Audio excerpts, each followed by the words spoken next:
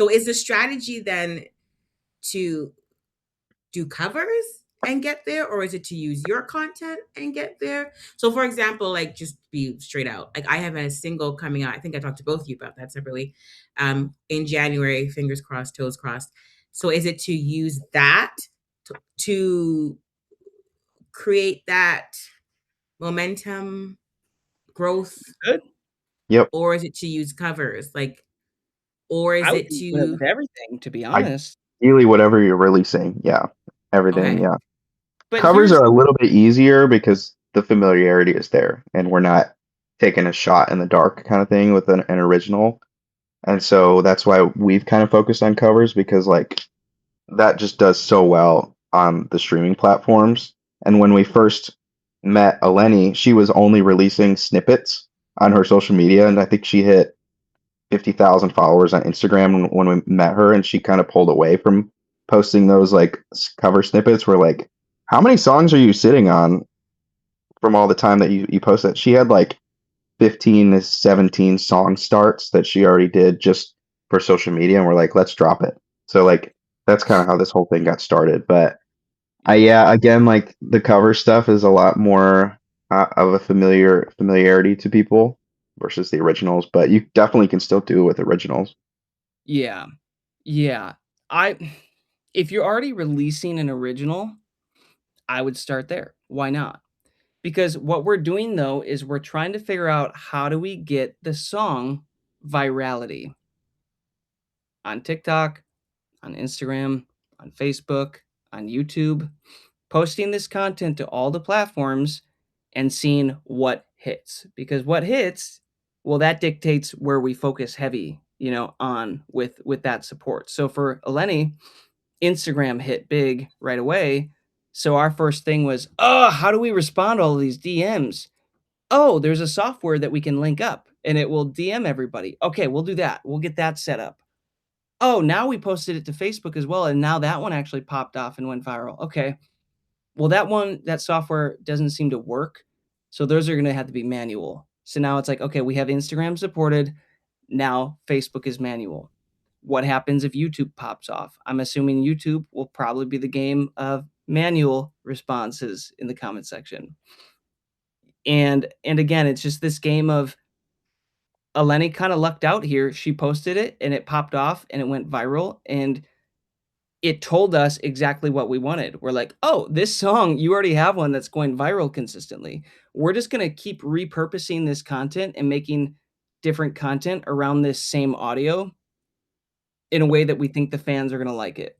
So that's what we've been doing with her for now. Is just what else could we just repost it again? Oh, we repost it again. It still goes viral. We're like, okay, maybe we have a video now that just keeps going viral no matter what.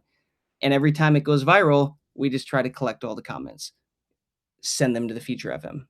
Definitely, if you guys haven't had a chance to watch it, go back and watch the strategy call that we had with her on the content itself before like implementing all of this other stuff with like ManyChat and stuff, because I think it might give you guys a little bit more ideas of like of of how she's attacking the content creation side of things. Like for example, I'll give you just like a brief flyover of it, but like for example, like Draw Me Close, um, we basically say, hey, like try to get as many moments out of the song as you can, different bits and pieces of the song, because we've seen with other artists, especially like Diana's music, it's like sometimes for some reason verse two always crushes on TikTok. It's like such a really random thing. And so for the first set of songs or whatever, Eleni's gonna go through, record every bit and piece, chop it up, throw these as darts, see what sticks, and then if, for example, a chorus or a bridge or whatever stands out of a specific song, go back and do 10 times more videos just for that snippet of the song and see if it was a fluke or not. And odds are, as we've seen with previous artists and stuff that we worked with, it's typically not a fluke, especially you want to test those out. So it's like go do 10 more videos of just the bridge and see if that was, a fluke or not. And I think Jason, she's even implementing like reposting the same clip and it's still working for her. Is that right? Yeah. Yeah. Yeah. The first The first Draw Me Close piece of content that she dropped, I was like, Eleni, just drop it again. Let's see what happens. Just repost that thing. It did the same thing again. It went viral again. So sometimes just beware, Facebook usually doesn't like when you do this on Facebook, on reposting the exact same piece of content every time. It would appear you might actually be able to get away with it on, Instagram without getting yelled at from the platform, or even just slightly tweaking it, like just shortening it a second and then reposting that thing again. But yeah, it was Joey's literally the same piece of content, and it went viral again. It's like, okay, awesome. We know the song works. Now, normally, Marissa, what we would do is we would take this song, like Joey just said, and we would split it up into chunks. So we would say, we're just going to take verse one, cut the rest of the song out, post verse one. Let's see what happens.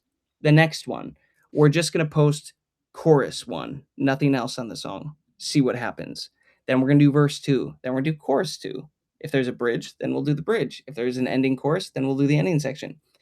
We'll throw all that data out there and we'll just watch and wait. We'll see, okay, which one of these is connecting the best with the audience? Is there a viral moment happening? And if there is, we're like, oh, okay, let's make 10 more of that one and now post those and see what happens. And if that was the viral moment, well, then those all do really well. And we drive all of that traffic where?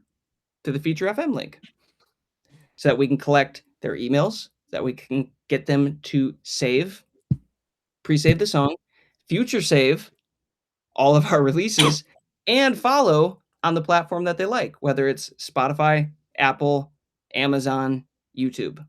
I don't think they can follow on Apple, but Apple is like a pre-save. Does that make sense? It does. Is there a rhyme or reason to like timing, day, 24 hours after one post or 12 hours after one post, 6 o'clock in the evening, two? Not No, that we've seen.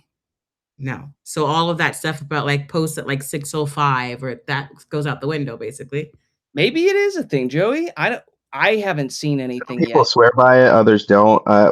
Not to like overwhelm you guys, but from what I've seen from other platforms in general, it's not even just artists, but just like more is always better, and that's like a terrible thing for creatives because it's like, oh crap, I have to do more.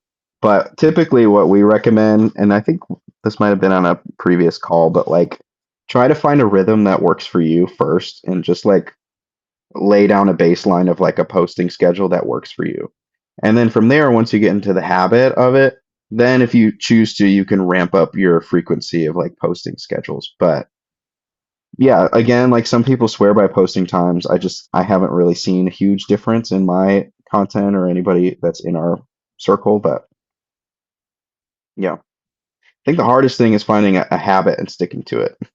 And Mhm, like mhm. it's like I'm gonna post every day, and it's like if you miss 2 days, you're like it's easy for you to fall out of the habit and not pick it up again. So I would rather just aim for whatever's the most convenient to where you're gonna be rock solid. And a And time sorry, and a time length, like okay, 30 seconds, 1 minute. No, there's no reason to that either, rhyme or reason to that either. Less than a minute for sure, because well, Okay. YouTube and TikTok kind of get wonky with getting flagged with copyright and stuff. yeah, but here's the thing too. For her, Instagram and Facebook were the ones that have been popping off. She just posted the whole clip, like the whole song. So what we haven't even like split the song up into sections yet. She just posted the song and people love it. Mhm. So if I were you, I would go to her Instagram and look at the content she's posting. She also has a nice little thing in there like, "Hey, stop scrolling and worship me with me for Yeah, a yeah, I second." saw it. That is a Pause the great scroll. prompt. That is a Mhm, great prompt that seems to be hitting right now, so she's been using that consistently. But I will say this, when you already have a song that people love, that they grew up on, Draw Me Close, that is a classic. Like, if I hear that, I'm having flashbacks as a kid to memories that I have built around that song. So, mhm. people already have this emotional connection to the song. This is why covers are so great. This is why Joey and I have leaned into covers for years to build these audiences and these platforms, which then we can circle back and do original music for. Did you know only about 0.2% of Spotify artists make over 50K a year, and only about 0.1 of Spotify artists make over 100,000 per year? Crazy, right? And believe it or not, we've been fortunate enough to be in the top 0.1% of Spotify artists for the past 5 years. We've generated over 500 million streams, and now we teach artists exactly how we did it, so that they can do it too. If you want a proven roadmap, weekly live calls, and a real network behind you, the Anthem Network is where you go to actually win. You get your free 7-day trial by clicking the link in the description below. Right? So if I were going to be pushing an original song, I would absolutely be splitting that song up and trying every piece of the song, and also posting the full song and seeing if the full song hits, and trying, and then it's like, okay, maybe I just don't have the right content if nothing's hitting yet. So now maybe I do that whole thing again, but I come up with a new type of content strategy and try that one. Right? And you're literally just throwing darts I over and think over. for me, like for original music, trying to build a story around each part of the song, or using the song story itself to um to allow you to change the content like that goes along with it. If that makes any sense. So like with cover music, people are already familiar with the song, but you might have to do a little bit more effort into allowing the story of the song to shape the content, if that makes sense. So if it's a sad song, it's talking about something super personal, you might have to insert some of your own personal story into the content or the caption or something like that, so that people have their own connection with the song. Does that make any sense? Yeah, it does. Make it Whereas relatable. yeah, like relatable and kind of gravitate and hook people in. Whereas like the Christian music space is so weird, especially in the worship genre, because people are fans of the songs themselves almost more than they are fans of the actual artist, which is why it's so easy to get away with 25 different versions of Holy Forever. And no matter what, people who love worship music are going to be like, I love that song, no matter what. Mhm, Oh, I love this mhm. person's take on it, you know? Whereas, like, in the mainstream world, I would say you kind of have that, but I feel like it's in the worship space, it's just so much more forgiving, where like people don't even think twice about it. They're just like, I love that song, no matter what, you know? Yep. Mhm. Yeah. Yeah. And it'll be interesting, guys, because for example, like we have an original album, worship album with a group named Klein that we did this year. And going into the new year, Joey, we're going to be like jumping on calls with them, trying to share these strategies with them to start trying for that album, right? And start using the literally everything that we just talked about, trying to use this strategy to get the original stuff to pop off. And as we learn more around that, we'll obviously be sharing it with you guys. But again, as it stands, it seems like we know this works for all music because I've seen it work for artists across every genre. But for us specifically, we've crushed this in the worship cover space specifically. But wouldn't it make sense to at least build out the funnel and understand how this works so that when you do inevitably start to get traction, that traction flows to the correct landing link that allows you to collect fans and emails and data and actually long-term growth off of this one incident? That's where my mind is at. It's like, wouldn't it make sense for everybody to just have this stuff set up and ready? So we'll probably be putting this into a course in the roadmap in the near future, just to give you guys a little guidance on like, okay, how do you set this up and get this ready early on so that when you do finally get virality, you do finally get a big break or something, you have all of this, set up to capitalize on it. You have a funnel created. So is this new strategy something you guys are gonna offer, like, in one of your packages? Also, I'd love sometimes you guys to explain kind of what all your packages entail, or maybe that's something you have on the roadmap. This will go in the roadmap. Hmm. Cool, We just teach you how to do it. We're just going to show you how to do it yourself. cool. Yeah. There's So I remember on the call, there was a call where you spoke to, I believe, correct me if I'm wrong, Diana. Like you were saying, like you were just like posting like literally every single day. And then it was about collecting data, seeing what worked, what didn't work, and then going back from there. This is kind of like this, like just you're not throwing it to the fan, but almost throwing it to the wall and then seeing what sticks, so to speak. Yeah, pretty much. Like for me, I think for a full year, I was doing one a day besides like Saturday. Saturday was my Sabbath. I'm like, I need one day to just like not think about social media. But Slacker. hey Boo. man, I think the Lord honored that Sabbath. Oh I I muted him. Thanks, Joey. Um, but yeah, I think that like allowed me to see like, okay, people are resonating with this song more and with this section more. Like it seems like because a lot of my covers were in Spanish or like my original music's in Spanish too. I have English stuff as well, but even now I've been releasing more English stuff in the last like half year. And I'm starting to see like, okay, it seems like the people that are fans of my music, like these are people that want the Spanish music and they want this type of Spanish music. Because I did try to do different genres of Spanish music, and it's very clearly like, okay, they really love the worship Spanish songs. But I was never gonna be able to know that unless I had posted every day and was posting consistently. So that's kind of like the tip that I would give to, kind of like what Joey said, is like finding a good rhythm for you. I know like every day is not possible for a lot of people. But maybe it's just like reposting stuff. So like batch recording a bunch of stuff and then reposting it in a couple months and seeing like if it does well again, maybe it doesn't. It's kind of just like a trial and error thing. Like, I kind of wish I had more of a better like format for social media, but it is very the algorithm is always changing too. It's like they just once you think you figure it out, they switch it up on you, and then you're back to like ground zero. You kind of have to be like a marketing mad scientist because I remember Diana was even down to just like analyzing what jackets she was wearing. Like you have like a Chicago Bears like bomber jacket that's like bright orange, and for some reason that jacket might have been hooky enough to where it catches people's eyes. And those videos, every time she would post that, like it would go viral for her on TikTok. And like you have to kind of just be obsessive over it a little bit and really try to find those like pattern recognitions. Do you think that was a pattern interrupt? The jacket, like that color? I I don't think know. so. I just liked the jacket.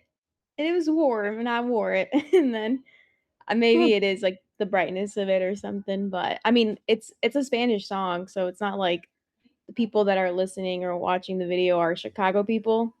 It's people from like Peru or like Dominican Republic. So I don't know. Maybe it's just the colors that was standing out. We don't necessarily have the specific way to get content to go viral.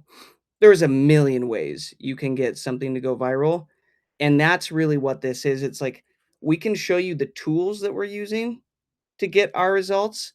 But at the end of the day, the top of the funnel is going to, for what we just talked about, is the content. And for you, it's going to be completely unique to you and your music and your brand and your vibe and your look, your fans, right? What you want to embody with your career, that's going to be different than what we're doing with our stuff. So you do, again, like Joey's saying, you kind of have to become the mad scientist behind your brand. Why is this working here? Why is this one performing better on TikTok than on Instagram? But why is it also hitting on Facebook? And maybe I'll focus in on, the one that starts to hit the most. Before you head out, if that session gave you just one good idea, imagine what'll happen when you're actually in the room with us every week. That's what the Anthem Network is all about. Artists connecting, getting real-time feedback, and taking action together. You can join right now with a 7-day free trial and be part of the next live call for free. Don't just watch other artists grow with them. Click the link in the description and we'll see you on the next call.